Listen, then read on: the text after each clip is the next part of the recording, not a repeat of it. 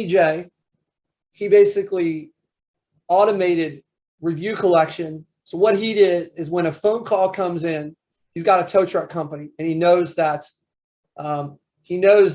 the sales cycle for towing is like a couple hours at most, right?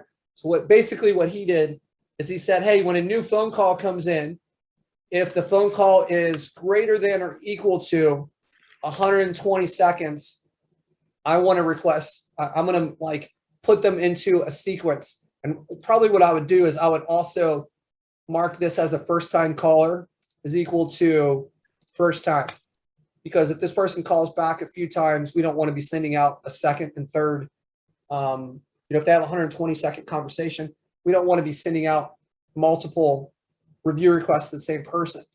So I could come over here. So what he's doing is he's saying, hey, if this happens, I'm going to wait a little while. So because the tow truck cycle is 2 hours, right? So now what I'm saying, like, if it comes in for this, and you would add a company here too as a filter. So these filters will allow you to say, like, don't continue with this automation and this workflow unless this criteria is met. So in this situation, I would have the time, I would have it set the first time, and I would set the company equal to my tow truck company. And then I would come down here, I'm going to say, I'm going to wait 2 hours. So if all of this stuff is true, then I'm going to do this. I'm going to wait. What's the next step? Okay, my next step is wait 2 hours, right? So then I'm got it set to the contact's phone number, right? So this is the person that called. The lead or is a contact. That's what that is. And I could say, hey,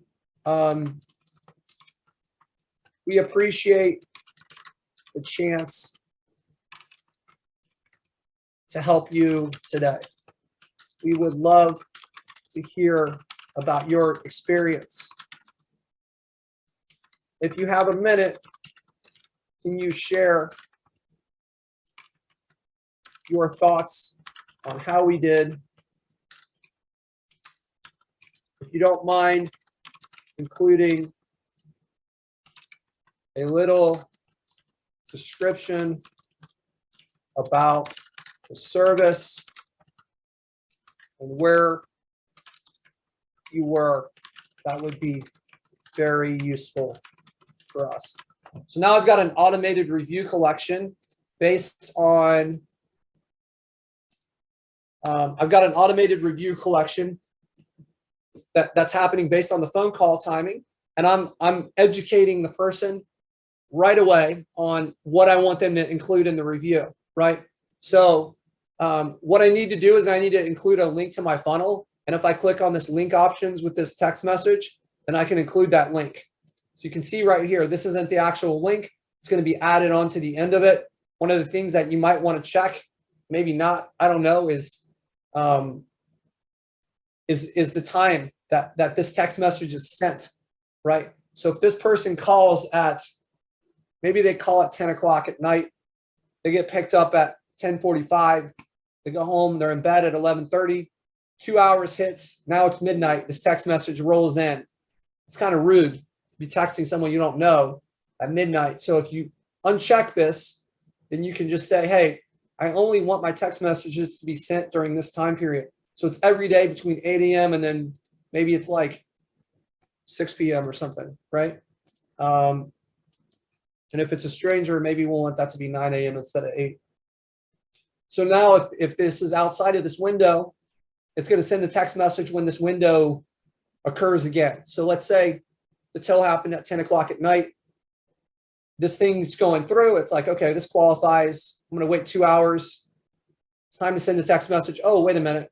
I'm outside that window. So I'm going to wait until 9 a.m. the next day, and I'm going to send this. So you may want to change this from today if you're going to do this.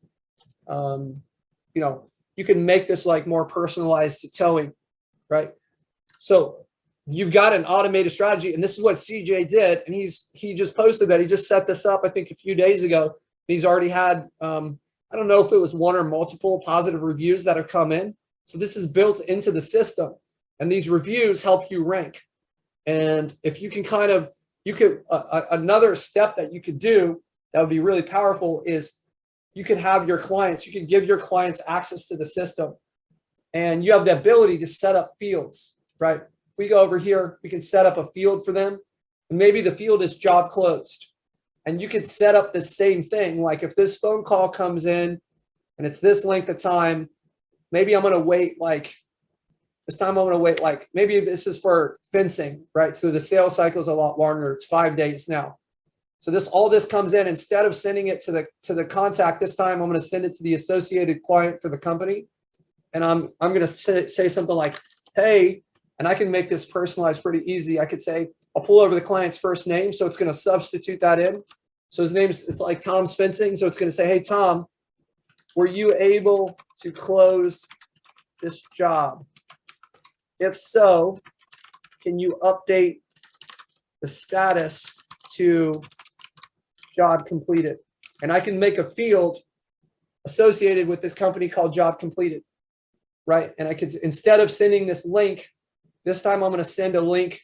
Instead of sending a link to the funnel, I'll send a link to the lead. So it'll take him right to the lead details, right? And I could maybe even put some more information about this. Like I could say, let's see here. I'll pull over the name of the person from the lead. So if this is a phone call, I might not have that.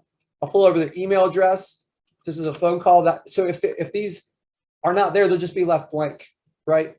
If there's a call recording, I can include a recording to that call. I can also, let's put the phone number in here, right? The phone number, if it's a phone call, I'll have the phone number, right? So now I can have this going out in 5 days, right? So it's automatically going to send this message out in 5 days and ask this person to update whether it's completed or not, right? Or even if they don't say, like maybe you've got a VA and they just monitor the text message, and you don't ask them to update it so it's completed because they're a contractor and they're busy and they don't know how tech works, and maybe that's too much for them. So you just get a response on whether this was completed or not. And you could say like, we want to send them a review request because this can really help us get more business for you, right? So we can have that with each message if we want. Right. So, and then we have a trigger. What if we have a trigger here where it's like, okay, whenever a field status is updated, this time I'm going to change it. When a field status is, so this is on a new automation, right?